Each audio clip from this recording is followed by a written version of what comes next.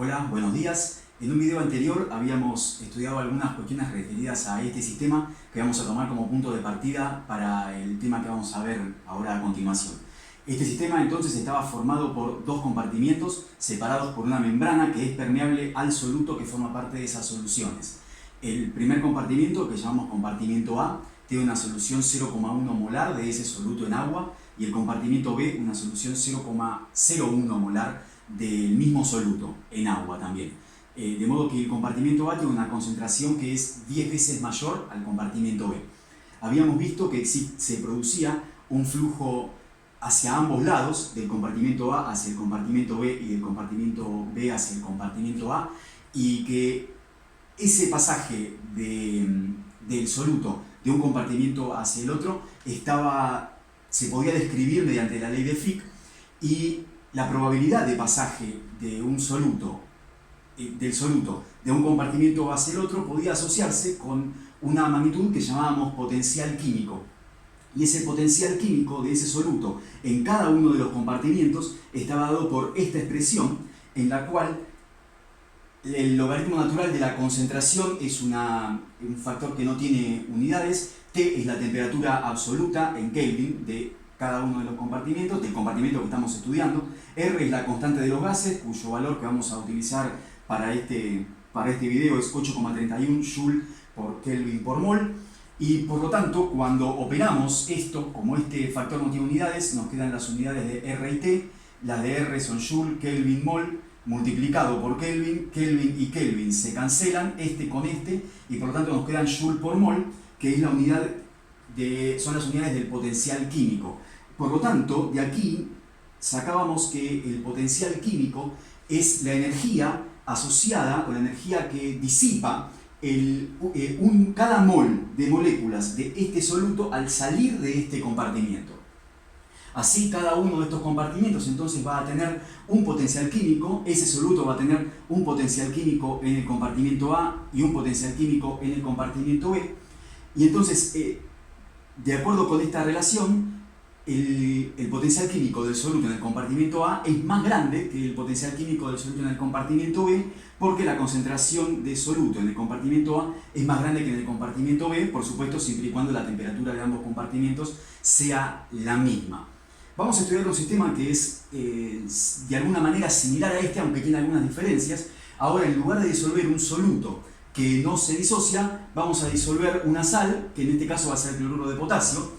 Entonces en este sistema representamos a los cationes potasio con circulitos de color celeste, y los aniones cloruro con círculos de color rojo. Entonces, vamos a definir claramente cuáles son las variables que van a formar parte de este sistema. En este sistema tenemos entonces en el compartimiento, que ahora en lugar de llamarlos A y B, por conveniencia vamos a llamarlos I y E. En el compartimiento I entonces tenemos una solución 0,1 molar de esta sal, y en el compartimiento E una solución 0,01 molar de la misma sal. Entonces, cuando disolvemos esa sal en el agua, lo primero que tenemos que tomar en cuenta es que ese soluto se disocia en este solvente. Y definiendo las cualidades del sistema, lo primero que tenemos que ver es que en ambos compartimientos, en cada uno de esos compartimientos, la cantidad de cargas positivas es igual que la cantidad de cargas negativas. Cada una de las moléculas de cloruro de potasio proporciona un catión potasio y un anión cloruro. De modo que si tiramos 10 moléculas de esa sal, vamos a tener 10 cationes potasio, 10 aniones cloruro, y si tiramos cualquier cantidad de moléculas, vamos a tener siempre la misma cantidad de cationes potasio que de aniones cloruro. Por lo tanto, este compartimiento es electroneutro y este también es electroneutro. Es decir, cada compartimiento es electroneutro. No hay separación de cargas eléctricas.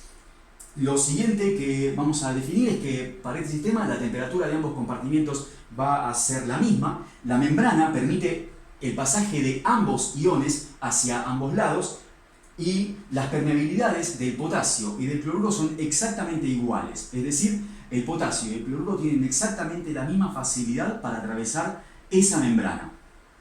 Definida entonces las variables de este sistema, vamos a empezar a estudiarlo. Lo primero que tenemos que tomar en cuenta entonces es que para el potasio existe un potencial químico en este compartimiento y otro potencial químico en este compartimiento que van a estar dados por estas expresiones. El potencial químico del potasio en el compartimiento I es el potencial químico para ese ion en condiciones estándar sumado a R por T por el logaritmo natural de la concentración de potasio en este compartimiento, y el potencial químico para el potasio en el compartimiento E está dado por esta expresión, donde entonces esta es la concentración de potasio en este compartimiento y esta es la concentración de potasio en este compartimiento. Por lo tanto, el potencial químico del potasio en el compartimiento I es mayor que el potencial químico del potasio en el compartimiento E, y eso es lo que está representado mediante estas flechas, que hay que recordar que ese potencial químico está de alguna manera vinculado con las probabilidades que tiene ese ion de salir de ese compartimiento y pasar hacia el otro. De modo que la probabilidad de que el potasio pase del compartimiento I hacia el compartimiento E es mayor que la probabilidad de que el potasio pase del compartimiento E hacia el compartimiento I. Y esto determina que haya un flujo neto de potasio desde I hacia E, en este ejemplo. Y lo mismo puede definirse para el cloruro. Existe un potencial químico para el cloruro en el compartimiento I, que está dado por esta expresión, y un potencial químico para el cloruro en el compartimiento E, que está dado por esta otra expresión. Lo que tenemos que tomar en cuenta entonces es que como la concentración de potasio en el compartimiento I es igual que la concentración de cloruro en el compartimiento I y todas las otras variables son iguales, entonces el potencial químico para el potasio en el compartimiento I es igual al potencial químico para el cloruro en el compartimiento I, y por lo tanto la probabilidad de que ambos solutos atraviesen la membrana y pasen hacia el otro lado son iguales. Y lo mismo sucede con el potasio en el compartimiento E y el cloruro en el compartimiento E, que como las concentraciones de potasio y cloruro en ese compartimento son iguales entre sí, las probabilidades de que el potasio y el cloruro atraviesen la membrana pasando de E hacia I también son iguales. Hay que notar entonces que como la concentración de potasio en I es mayor que en E, la probabilidad de pasaje hacia E es mayor que hacia I. Por lo tanto va a haber un flujo neto de potasio desde I hacia E, y lo mismo sucede con el cloruro, va a haber un flujo neto de cloruro desde el compartimento I hacia el compartimento E. Pero lo que tenemos que notar entonces es que como las probabilidades de pasaje tanto de cloruro como de potasio son entre sí iguales, el cloruro y el potasio no se van a separar, y entonces van a pasar la misma cantidad de potasios que de cloruros hacia el compartimento I y de la misma cantidad de potasios que de cloruros hacia el compartimiento desde E hacia I. Entonces, ¿cómo evoluciona este sistema a través del tiempo? Estas flechas son las que teníamos de la diapositiva anterior, que representan la probabilidad de pasaje o el flujo de potasio desde el compartimento I hacia el compartimento E y desde el compartimento E hacia el compartimento I. Vemos que la probabilidad de pasaje y por lo tanto el flujo es mayor desde I hacia E que desde E hacia I, tanto para el potasio como para el cloruro. Entonces, siendo esa probabilidad de pasaje desde I hacia E más grande, vamos a tener potasios y cloruros que pasen desde I hacia E. Pero a medida que vaya pasando el tiempo, entonces la concentración de cloruros y potasios en el compartimento E va a ir creciendo a la vez que la concentración de cloruros y potasios en I va a ir disminuyendo. Y por lo tanto, si la concentración aquí disminuye para cualquiera de los dos iones o para ambos, entonces el potencial químico de este compartimiento para cada uno de los iones va a disminuir, mientras que el potencial químico en este compartimento para ambos iones va a aumentar, de modo que estas flechas van a disminuir hacia ese compartimiento y el flujo por lo tanto va a disminuir hacia ese compartimento y va a ir aumentando hacia este compartimento, de modo que el flujo neto va a ir haciéndose cada vez más pequeño. A medida que sigan pasando los iones,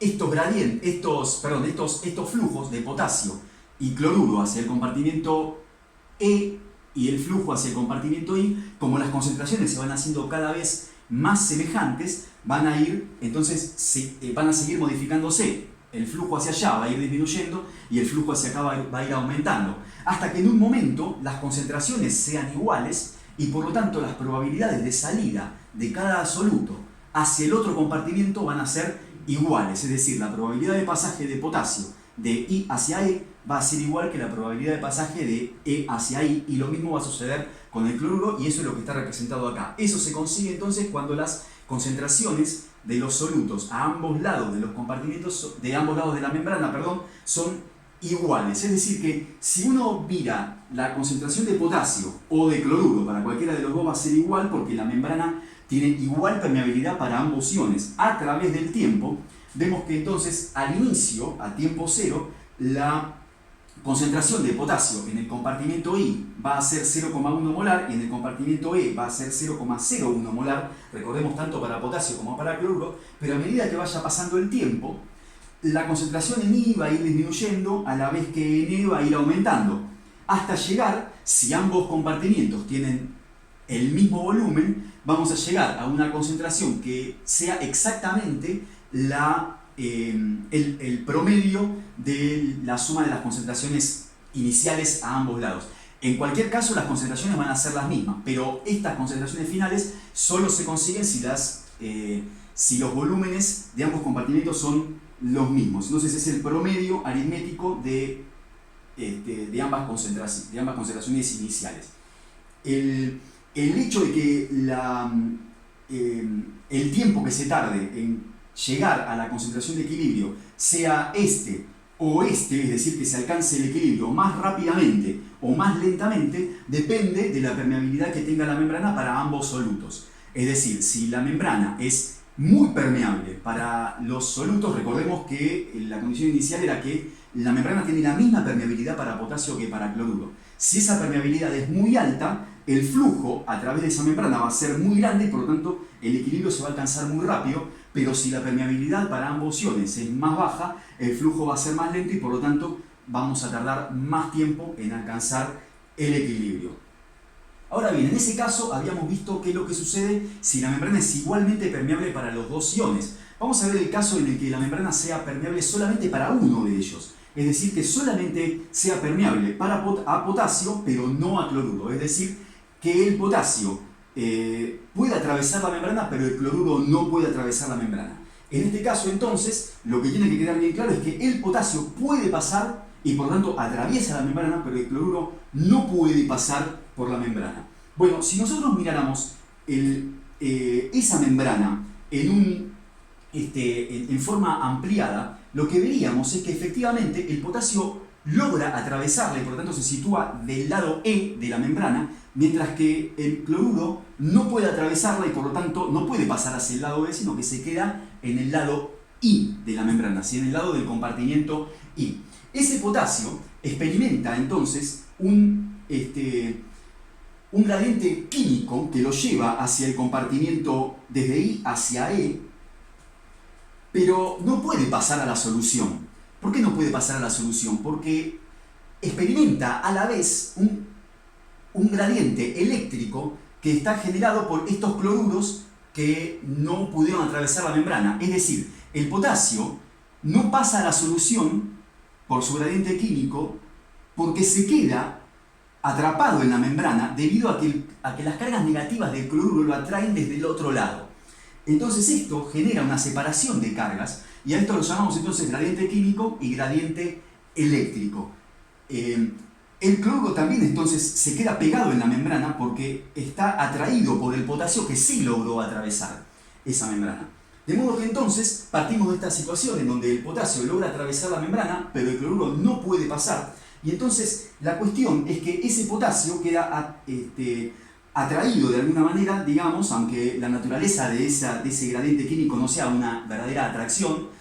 Hay que recordar que el gradiente eléctrico está dado por una fuerza eléctrica real, dada por esta separación de cargas, es decir, el potasio que tiene carga positiva está atraído por el cloruro que tiene carga negativa, mientras que el gradiente químico en realidad no está dado por una fuerza física, sino que se debe a movimientos al azar de las moléculas. Es decir, la naturaleza de estos dos, podemos decir, vectores es diferente.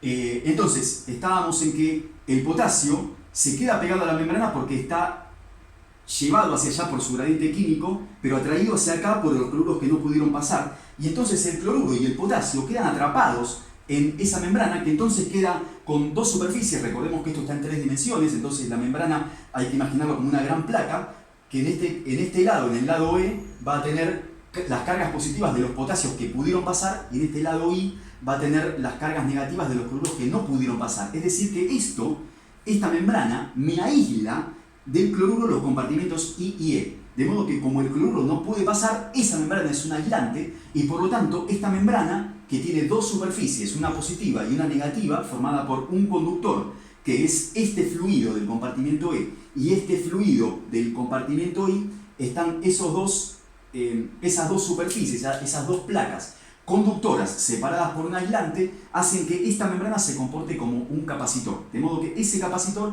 me queda cargado por las cargas positivas del potasio que pasaron y las cargas negativas del cloruro que no pasaron, que no pudieron atravesar esa membrana. Entonces, viendo esta situación, una de las cosas que uno se pregunta inmediatamente es si hay electroneutralidad en los compartimentos, porque uno ve que del lado E hay más cargas positivas y del lado I quedan más cargas negativas. Hay que recordar que inicialmente siempre teníamos la misma cantidad de cargas positivas que negativas en el compartimento E y la misma cantidad de cargas positivas que negativas en el compartimento I. Ambos compartimentos eran electroneutros.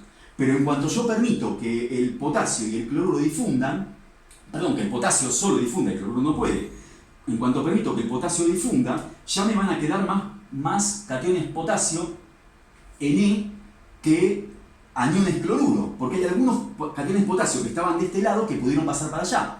Y hay algunos, y eso hace que entonces haya algunos aniones cloruro, que no pudieron pasar a través de la membrana, y entonces de este lado me quedan más cargas negativas que positivas, y de aquel lado me quedarían más cargas positivas que negativas. Bueno, la respuesta a esta pregunta en realidad es totalmente arbitraria y depende de cómo quien está estudiando este sistema decida estudiarlo. Y entonces puede establecer un modelo de dos compartimentos en el cual los compartimentos I y E están separados en este lugar y por lo tanto de acá para allá es un compartimento y de acá para acá es otro compartimento. En este modelo de dos compartimentos no se respeta la electroneutralidad y a veces conviene estudiar el sistema de esta manera. Pero existen otras maneras de estudiarlo, como por ejemplo si usamos tres compartimentos, en el cual dejamos al compartimento E como una solución electroneutra, el compartimento I como una solución electroneutra, y consideramos la membrana como si fuera un tercer compartimento que también es electroneutro, porque está formado por los cationes potasio que pudieron pasar y los aniones cloruro que no. De modo que en un modelo de tres compartimentos la electroneutralidad sí se respeta.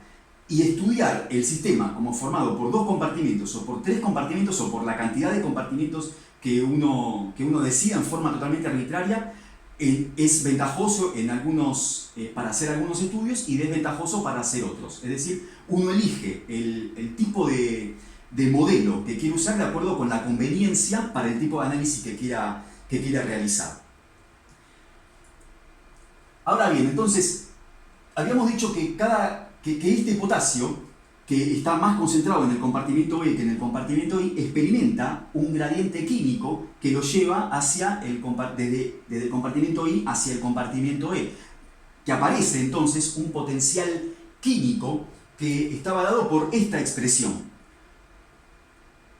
A la par, habíamos dicho que a medida que va pasando el potasio, se crea una separación de cargas y por lo tanto aparece un potencial eléctrico que lo lleva de E hacia I, que lo atrae hacia el compartimento I, y ese es el motivo por el cual el potasio no pasa hacia la solución y el potasio y el cloruro se quedan atrapados en la membrana cargando ese capacitor. Bueno, este potencial eléctrico es el voltaje, y para poder convertirlo a las mismas unidades que tiene el potencial químico, se lo multiplica por otros dos factores que son la valencia y la constante de Faraday, que enseguida vamos a ver cómo es que se convierten las unidades. Entonces, como concepto importante, el potencial eléctrico está dado por el voltaje, la diferencia de potencial entre ambos compartimentos. Pero ese voltaje, que está expresado en volt, tiene unidades diferentes a las del potencial químico. Por lo tanto, para poder dejar ambas en las mismas unidades, se multiplica a este voltaje por la valencia del ion, o mejor dicho, el número de oxidación. Valencia y número de oxidación no son exactamente lo mismo, pero mucha gente los considera como si fueran sinónimos. Entonces, el número de oxidación y la constante de Faraday. Enseguida vamos a ver cómo se operan estas unidades. Pero el ion entonces ya no se mueve solamente por su potencial químico, sino que además se mueve o no de acuerdo con la carga eléctrica, las fuerzas eléctricas a las cuales está sometido. Entonces, para estudiar cómo se mueve el ion, ya no podemos usar ni el potencial químico o el potencial eléctrico separadamente, sino que una descripción completa de la forma en la que el ion se mueve requiere considerar el potencial electroquímico, que no es ni más ni menos que la suma del potencial químico y el potencial eléctrico. Entonces tenemos aquí la expresión del potencial químico y aquí la expresión del potencial eléctrico. Y este μ0 entonces es el potencial electroquímico en condiciones estándar. Entonces este es el potencial electroquímico del ion en cada uno de los compartimentos. Vamos a tener un potencial electroquímico del potasio en el compartimento I y un potencial electroquímico del potasio en el compartimento E. Entonces, la idea es que de esta expresión, donde este es el potencial, la parte correspondiente al potencial químico y esta es la correspondiente al potencial eléctrico, vamos a hacer el análisis dimensional. Habíamos visto entonces que el logaritmo natural de la concentración del ion no tiene unidades. T es la temperatura absoluta, expresada en Kelvin. R es la constante de los gases, que como habíamos visto es 8,31 y las unidades son Joule por Kelvin por mol. Al operar esto nos quedaba entonces Kelvin y Kelvin se cancelan y nos quedan Joule por cada mol. Y del mismo modo podemos estudiar el otro término, donde V es el voltaje que se mide en volt, que son Joule por Coulomb. Z es el número de oxidación, que representa la cantidad de equivalentes que hay en cada mol. Así, por ejemplo, el catión potasio tiene como su carga es más 1 porque ha perdido un electrón, entonces la cantidad de equivalentes que tiene cada mol es más 1. En el caso del calcio, por ejemplo, cada ion tiene una carga más 2 porque ha perdido 2 electrones, entonces la cantidad de equivalentes que hay por cada mol son 2. El número de oxidación es más 2, entonces 2 equivalentes por cada mol, Z va a valer 2, y F es la constante de Faraday, que vale 96.500, aproximadamente 96.500 coulombs por cada equivalente. La constante de Faraday nos expresa la cantidad de coulomb que tiene cada equivalente.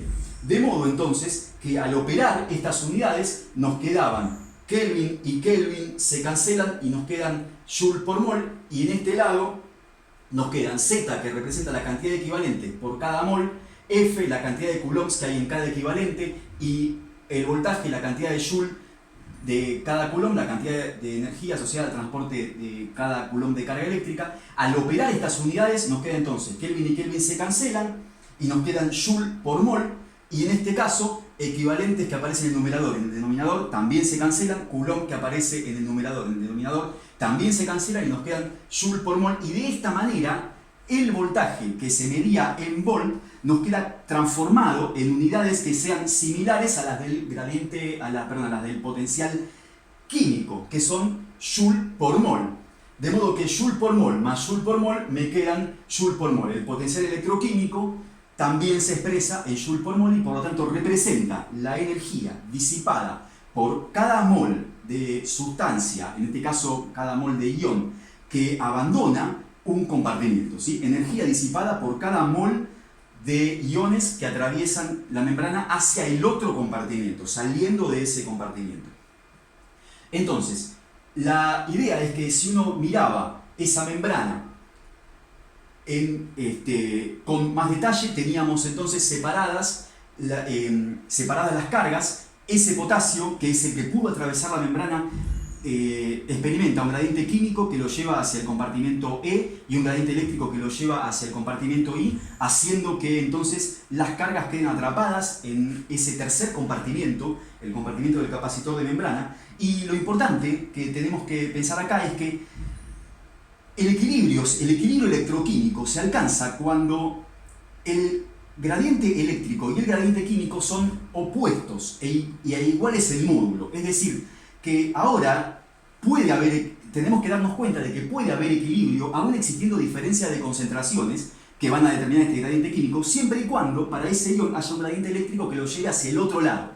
De modo que ese ion queda atraído hacia un lugar, hacia un compartimento por su gradiente químico y hacia el otro por su gradiente eléctrico. Si ambos son iguales y opuestos, entonces el ion se encuentra en equilibrio. Hay que pensar entonces que existe un único valor de voltaje que iguala a este gradiente químico. Y ese valor de voltaje que iguala al gradiente químico es el que se puede calcular y para eso se utiliza la ecuación de Nernst, que es lo que vamos a ver en el próximo bloque. Entonces, la cuestión es que para que haya un equilibrio electroquímico, lo que tiene que cumplirse ahora es que las probabilidades de salida del potasio del compartimiento I y la probabilidad de salida del potasio del compartimiento E sean iguales, de modo que la probabilidad de pasaje hacia allá y hacia acá sean iguales. Y el potasio se mueve entonces por el gradiente eléctrico y gradiente químico, de modo que se va a mover en última instancia por su gradiente electroquímico. De modo que lo que tiene que suceder entonces como condición para que exista equilibrio para el potasio entre ambos compartimientos es que su potencial electroquímico sea igual en un compartimiento y en el otro.